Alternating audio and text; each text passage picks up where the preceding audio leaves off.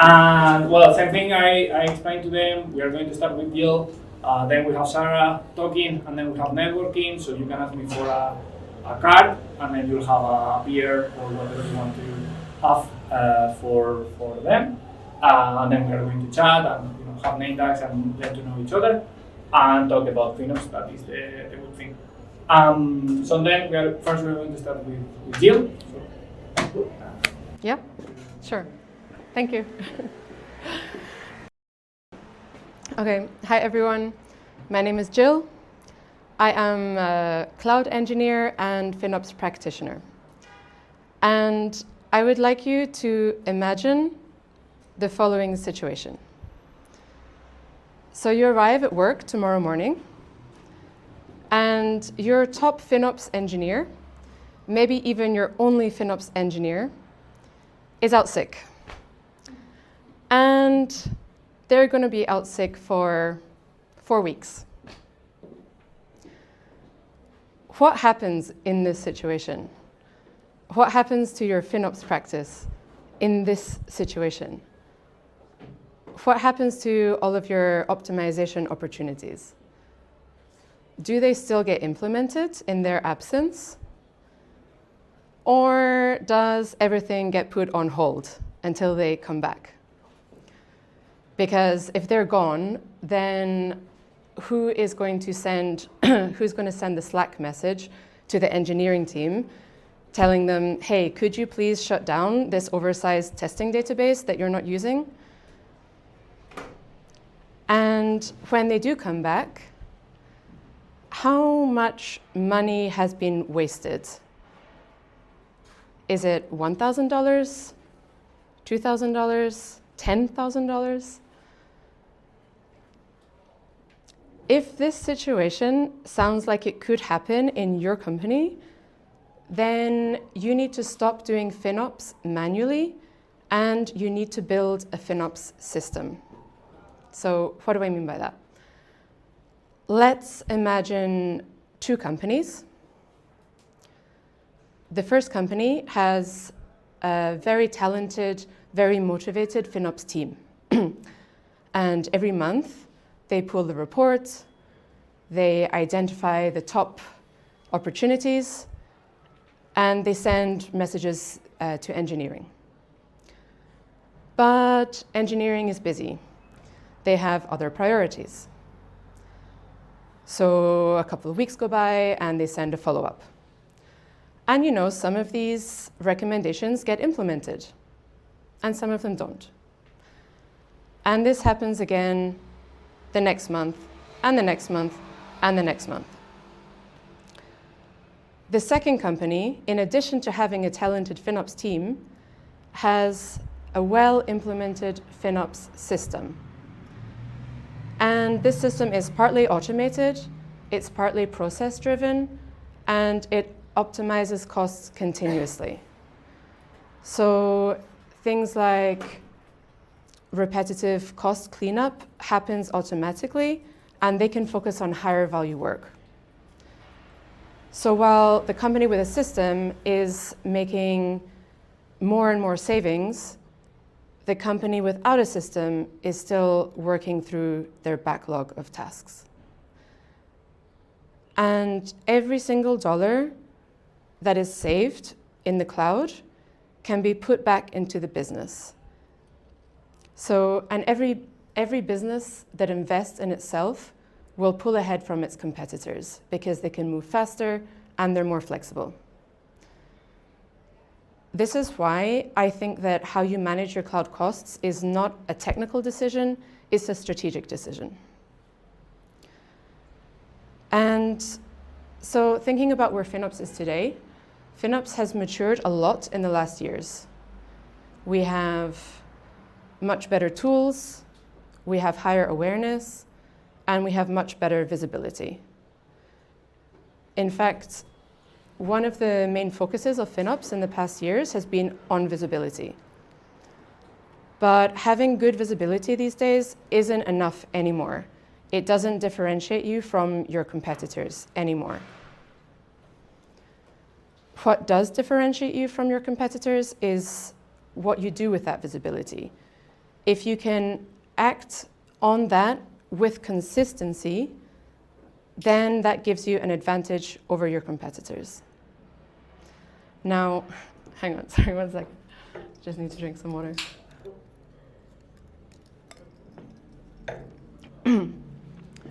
So a lot of companies have invested a lot in FinOps, but they're still overspending on the cloud. Why is this? From my point of view, it's because manual ad hoc FinOps, it just doesn't scale. Think about it. Your cloud environment generates maybe 100 cost recommendations a month. Like, that is a lot for any team to keep up with. And even if they can keep up with it, then there's going to be something more the next month and the next month and the next month.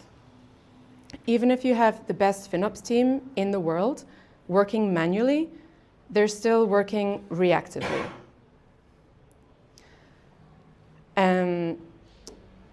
So even if you optimize something today, there's going to be something else tomorrow and the next day and the next day. And the companies that are pulling ahead and working faster, they're not working harder, they're just working smarter. So I used to work as a DevOps engineer, and what I'm seeing today in the field of FinOps has happened before in the field of DevOps. Think about how we used to deploy before CI/CD. So before we had continuous integration and deployments were manual, they were ad hoc, and they were pretty stressful. So just as the companies that embraced CI/CD early, they didn't just move faster, they changed the nature of the work entirely. And I think the same thing is happening in FinOps today. So just as you wouldn't, you don't look at a company deploying manually anymore and think, oh, they just have to hire more engineers, or they just have to move faster. So the same is true of FinOps. In a few years, no one is going to think of doing FinOps manually anymore. It's going to be something like CI/CD that just runs continuously in the background. And the companies that are starting to automate FinOps now are going to build an advantage for themselves that companies that wait are going to find very difficult to keep up with. So let's take a deeper look into what exactly are the advantages that you get from having a FinOps system. So I've touched on a few of them already, but let's dive deeper. I see there are 4 advantages, and they all reinforce each other. The first one is strategic, and it has to do with the type of work that your FinOps team or your FinOps engineers are doing.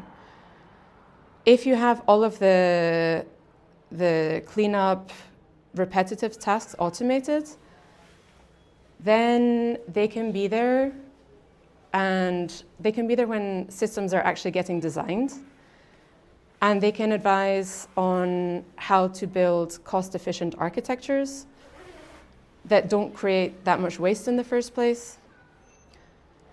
Or they can work on things like unit economics or forecasting and help leadership make better informed, data-driven decisions about the business. The second advantage has to do with scale. If you're doing FinOps manually, then, well, there's only so much work one FinOps engineer can do in a week, right? And if your cloud footprint grows, like if you decide to go multi-cloud or you acquire another company, then the FinOps work is going to grow proportionally. And of course, you can address this by hiring, but you're still limited by the people. If you have a system, then you build the system once, and your FinOps practice scales with your system. The third advantage is something that I don't hear people talking about very much, but I think it's pretty important. And that is engineering velocity. Think of an engineer in one of the feature teams. And think of a typical month that they work. How many times or how much time are they going to have to work on cost-related tasks? Right? So maybe they have a few Jira tickets related to cost and cleanup or right sizing. They might get pulled into a cost review meeting that lasts 2 hours. So every hour they're focusing on cost means an hour that they're not actually doing what they were hired to do in the first place, which is building features and shipping. So like this causes friction and it slows the company down. And what I'm definitely not saying is that engineers shouldn't care about cost. I think they should care about costs. If they're aware of costs, then they know the cost implications of the systems they design, and it makes them better at their job. But there's a difference between being aware of costs and doing cost cleanup work. Because one of those things makes you better at your job, and the other thing pulls you away from your job. The last advantage is what actually happens to the savings that you make. If every dollar you save stays in the company, then if a FinOps team started building a system 1 year ago, then that means for that whole year, those savings are being invested back into the company. And that could be in the form of sales and marketing. If they're a growing company, they can hire more people. Or it could just mean that they're able to offer more competitive pricing. The thing is that all of these advantages are not available on purely hard work and good intentions, but they are available if you have a FinOps system. Now, I know what you might be thinking. You might be thinking, sure, this all sounds great, but I'm not going to automate the right sizing of my production database. And I see you nodding, and you're right. This is not what I'm saying. I think of it as a spectrum. On the one side, you have manual ad hoc FinOps, which is what we mentioned at the beginning. A ticket gets written, it sits in the backlog for a month, and this is what we want to avoid. In the middle, we have process-driven FinOps. So this can be partly automated, but it requires a human decision. And this is where I would put the right sizing of your production database, or like savings plan, commitment strategy, things like this. And the important thing is that if it's not automated, there should be a process behind it so that everyone knows what has to be done, when it has to be done, and who owns it. On the other side, there is full automation. So things that are low risk, like cleaning up idle resources in a dev environment or releasing unused IP addresses. So the goal isn't to automate everything. It's not about letting some AI loose in your cloud environments without supervision. The goal is to move everything as far to this side as is safe, which leaves humans to do the work that humans need to do. And what this system looks like is going to be different for each company. You might use external tooling, or you might build everything in-house. Or it could be a mixture of both. The question isn't, what does my system look like? It's, do I have a system, and is it working for my use case? So to finish up, every company is thinking about cloud costs. The question is whether you have a system that can optimize continuously, or whether you have a team that's playing catch up. One of them scales and the other one doesn't. And the gap between them is opening now. Thank you very much.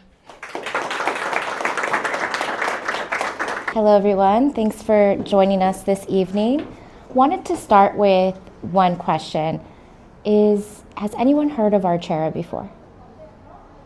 It's okay if you have not. We're new to the EMEA region, so we're excited to be talking to you today. So what we are doing is helping you guys save money on your cloud spend without any infrastructure change. So you can save up to 30% with just a click of a button. And to her previous point, automation is your friend. If you're doing things manually, you can. However, we offer free automation to automate the entire rate optimization process. So if we go in, we can dive in and give you a bit more detail into how we're doing this and how you can seamlessly integrate this into your own practice. So before we dive in, I wanted to focus a little bit on the industry pain point.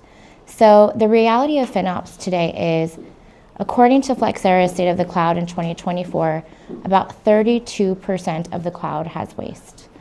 And in terms of dollars, that's about $17.6 billion globally in 2024. And according to the FinOps Foundation, FinOps teams cite commitment risk is their #1 blocker to achieving savings. And as you guys may know, cloud providers do offer a discounted price. However, you need to commit to 1 to 3 years to be able to achieve that. And that's a scary decision if you're a FinOps practitioner.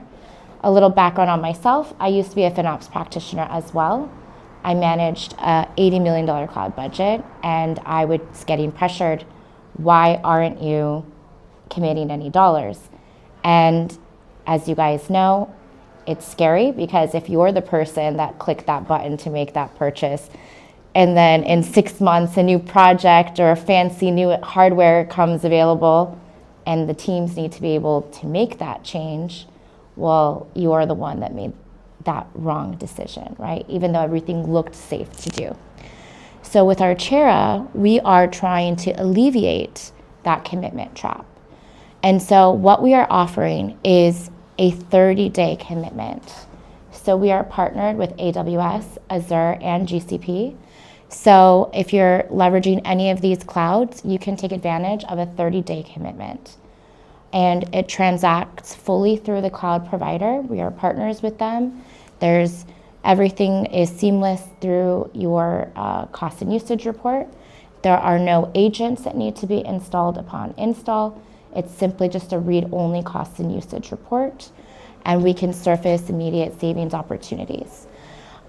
With our 30-day commitment, what that means is instead of having to commit to a minimum of 1 year or 3 years, as long as you can commit to 30 days of spend in the cloud, you can get up to 30% savings discount. And the whole process can be automated if that's something you're interested in. If we can go back to the last slide. So one thing we want to kind of compare here. So with AWS, Azure, and GCP, there isn't much flexibility, right? Minimum is 1 year. At best, they say savings plans, right? However, our 30-day guaranteed reserved instance actually has similar savings to a 1 year compute savings plan with an 11-month lower lock-in period.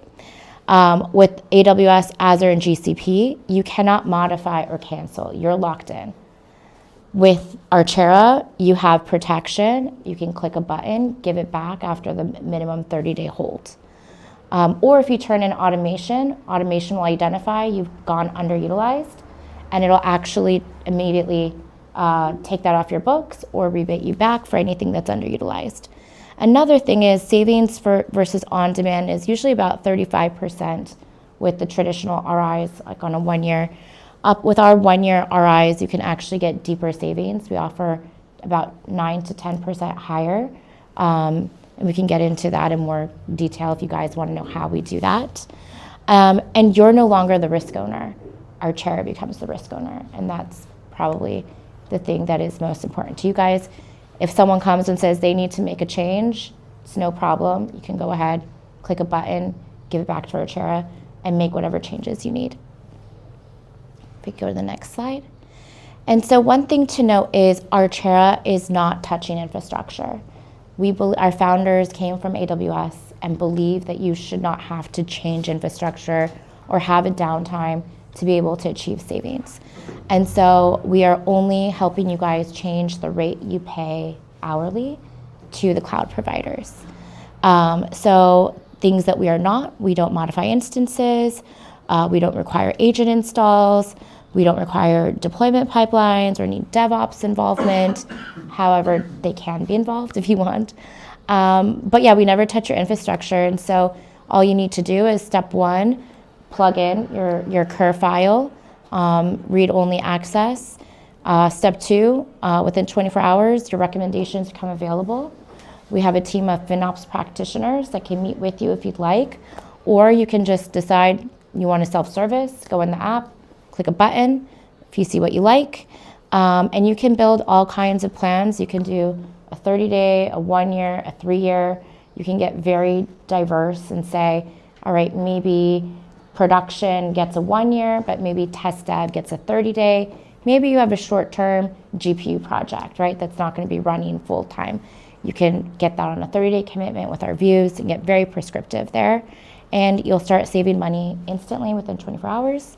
And again, the risk is ours, not yours.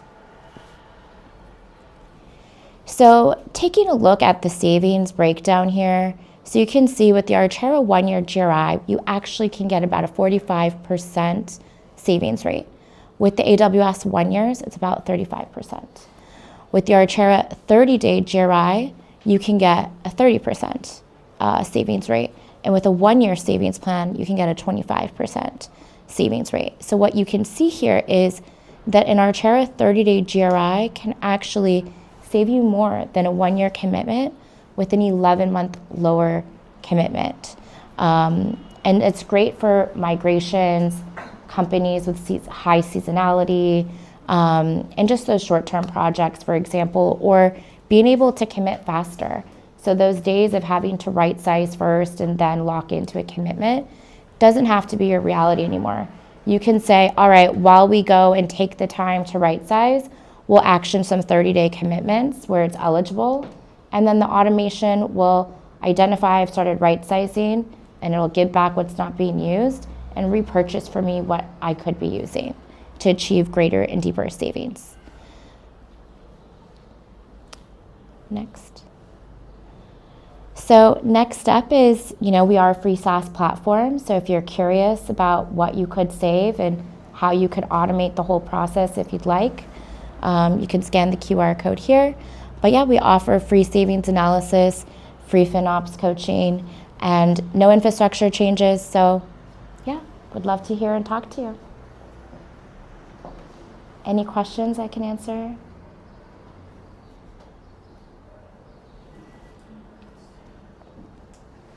So you just do the reservation, like for example, 1-year commitment, you pay for it, not us, right? Good question. So we offer a 1-year commitment. If you're comfortable with 1 year, you can definitely get a 1-year commitment through Archera. However, that'll get you deeper savings. Under the hood, what we do is all of our commitments are 3-year standard reservations. We add what we call our Archera protection to that commitment. So if you choose a 1-year term, on day 365, you can give it back, or you can keep using it. If you identify you still like it, you don't need to auto renew or anything of that sort. It'll stay on your books for up to 3 years. However, if after year 1 you want to get rid of it, you can just click a button and do that. Or the automation can be on, monitor the RI utilization. If it sees it drops below the policies you put in place, it'll trigger a sellback. And what about if we have an enterprise agreement and we have yeah, good question. Real prices Good question. Lower than Yep. with some of the CSPs? Yeah, so we actually sit on top of your EDP. So this is complementary to that, and it'll help you get deeper savings. Andy on our team here is former AWS and can help you with any deeper questions around what that looks like, but it is compliant with your EDP and PPA. Yeah, if you have the ability to buy commitments with your private pricing agreement, then we can layer our shorter term commitments on top. So you'll have your like cross-service PPA at the top of your bill, and then when you get to the shorter commitments, those are stacked. So for customers like you that are like already in private pricing agreements, this is a really good way to like find more savings than you could natively on AWS. Okay. Yeah. I have a question, just to Yeah. understand how it works. Sure. So you said that under the hood you're buying 3-year commitments. Is this how, like on a previous slide, it showed that the 30-day commitment could actually save you more than the AWS Correct. year one? So this is how you This managed is to how. offer that, right? This is how exactly. Yeah. Maybe you can change to Spanish to make the question. It's difficult for me Yeah. speaking English. Okay. I don't No te speak preocupes, English. si quieres te traduzco y ya está. Sean, I think, can help us a little ¿Me bit. translate? Ok, tengo varias.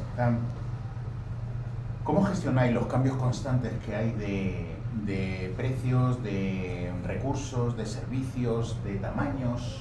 Okay, so how do you manage all the changes in the services, Yeah. in the different pricing, in the new releases from the different providers? How do you handle that? Great question. So we're a partner of AWS. I'll talk to you. No. Okay. I understand, but I- Sure. Okay.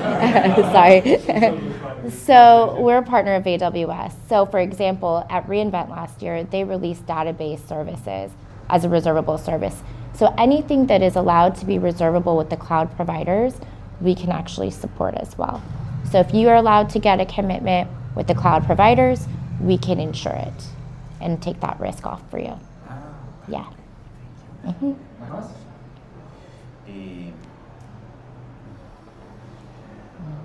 Archera solamente se refiere a la parte de las reservas de 1 y de 3 años, o es una plataforma más grande? Es una that's Archera. It's only the insurance and like the reserve and the commitment thing, or is it more? It's a bigger platform. Like you have things more. Yeah, so we offer free visibility tools. So forecasting, we have some simple out-of-the-box reports you guys can leverage. We have budget tracking and things of this sort, free for you to use, as we only charge for the protected commitments. Yeah. You can show to the technical teams what is the cost, not daily cost of the budget? Yeah. With dashboard, like a dashboard. Yeah, we have at the instance level. Uh-huh. Yes, we have a view, and it's completely free. The other big area on We the- can show you from on the a laptop visibility on later. the platform too, when it comes to like the renewals of your native commitments. Yep. You can have full visibility into those commitments across all 3 cloud providers. So even if your teams are going to go buy more 3-year commitments that are native, that's going to be the best discount. You can do that through the platform, completely complimentary. So we have a lot of like teams that we buy, a majority of 3-year commitments, and then really use us for that last, 15 to 20% of their spend, where they're not comfortable making a 1-year or 3-year commitment. So really like from the tool itself, outside of like our commitments where we like charge, you can use this again for commitment management, looking at commitments across all 3 cloud providers.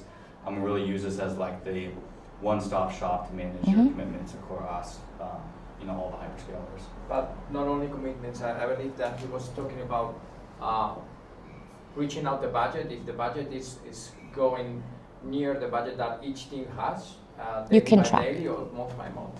A month. Month. Yeah. Okay. We can show you what it looks like, actually, if you're interested. We can pull it up. Okay. Yeah. So here's an example. So you can come in and create a view for each cost center, project, whatever it is. And then you can set a monthly budget. And then it'll show you, track the monthly cost for this. You can come to this page and view to see how you're tracking to that budget.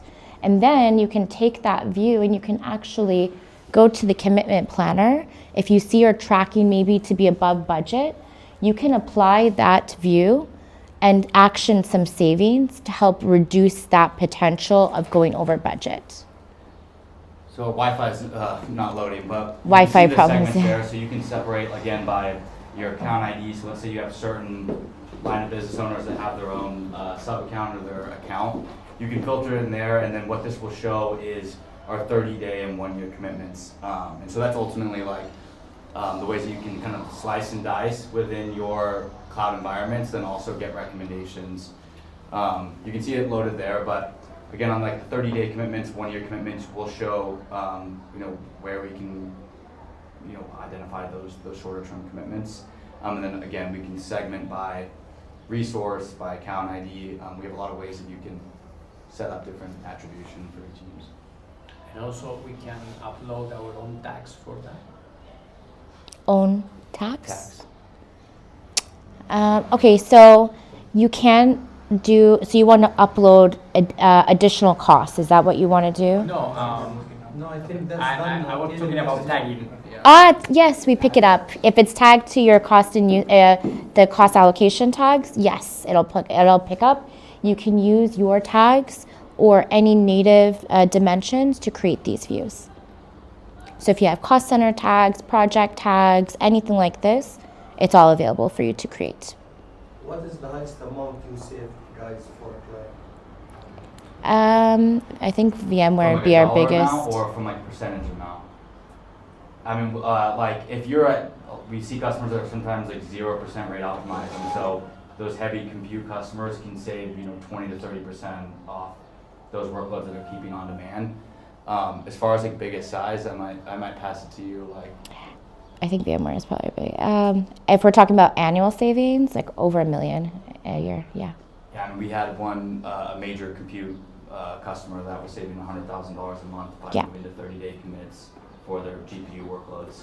So a lot of like the Gen AI startups coming out of like San Francisco that are super high compute spenders, like they're huge benefiters of this product because they can commit to a couple months without having to really take on that risk of that 1-year commitment. Especially in the world of AI where new GPUs are coming out and this is the latest and greatest. Resources are popping up. They're leveraging our platform to save a big chunk there. I have a question. Yeah. So you said you can automate everything Yes, so it runs. If you do that, would that mean you reach 100% you can. commitments? We have people who do have like 99%, yeah. And you can put your own policies. So if you don't want to go that high, you can definitely make sure you don't. Yeah. But if you prefer to, yes, we have people saving like 99% with us, yeah. So you can see here, like within the plans, we can set that up and we can customize that. And then when it comes to the automation, we can say, hey, over, some customers it's $0, but over $1,000, we want to initiate that 30-day commitment purchase. The other element too is because we layer on top of a 3-year commitment, we can always change the term into a deeper term with our commitment. So let's say you buy a 30-day commitment for a workload where you're not confident to commit to that 1 year. We can move that to a 1-year commitment and lower our costs for the premium. In return, you guys are getting locked in for a longer term, but you have that flexibility to change that. And then ultimately, if you go, hey, this resource we're actually going to keep for that full 3 years, you can completely remove the Archera premium and just keep that native 3-year savings plan because we layer on top. So many times if you're just like testing the platform for the first time and you want to try a 30-day commitment, you're getting into a commitment without having to commit to that 3 years. But then again, that month 2, 3, 4, where you go, all right, we're actually ready to just leave this on for the next 3 years.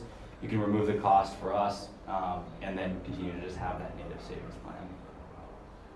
Something I don't understand, like how this reflect on your AWS account or organization, like disappear on like the billing portal dashboard, something like that, or? Yes. Yeah, absolutely. So from a billing perspective, you'll see the native commitment as a normal charge that you'll see the commitments now, and then you'll see the Archera premium. Because we bill through the cloud marketplaces, billing won't really change for you. We bill through all 3 cloud marketplaces. So all you're going to see ideally is your bill drop, and things won't have to change from a procurement side on your teams.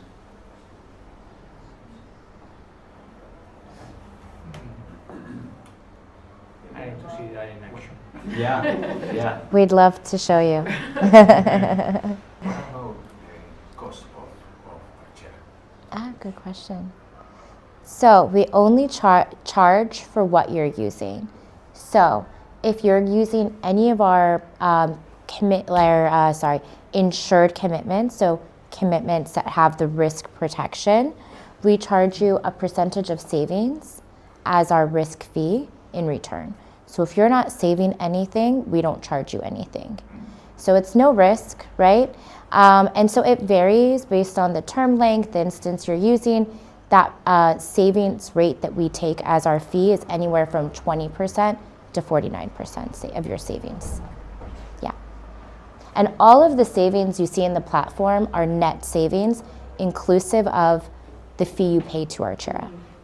So those are the savings you should expect reduced from your bill.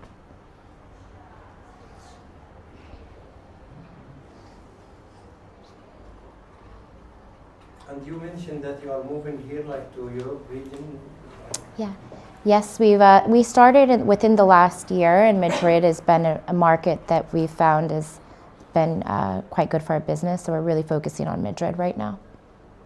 So GRDV compliance and stuff, right? Sorry, what is that? It's like the Europe compliance for data storage and stuff. Yes. Yeah, the data sovereignty Yeah. and the EU sovereign cloud. So the good thing is because anything that's going to be spun up and you're spinning it up in the sovereign cloud, like it wouldn't, like we're not going to be in interference with that, because again, we're only really focusing on the financial side.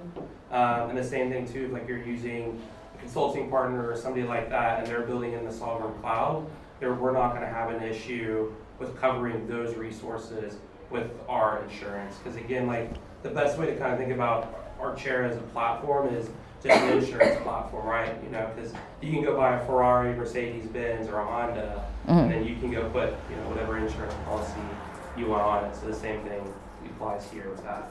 Another reason why we're growing here in Madrid is the AWS office. They have their big hub here, and so I'm the alliance director for the AWS side. So my job is to go work with the AWS folks. So that way, like when you go to your account managers, they already know about us. They already like trust our services, and it's a real easy kind of win-win for everybody. So it's been a great collaboration project. But I do understand that the sovereign cloud is important. So, but the good news is like we're totally okay with being a part of that. So.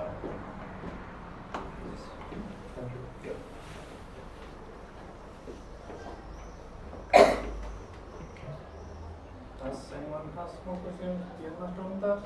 No, para ellos no. Okay. Ya hemos empezado a hablar por aquí. Vale, vale. Ya más. Okay, No, me so- parece una repita. Lo digo, para ponerme en contacto con ellos, para preguntarle. Sí, ahora, Vale, o sea, después lo hablamos.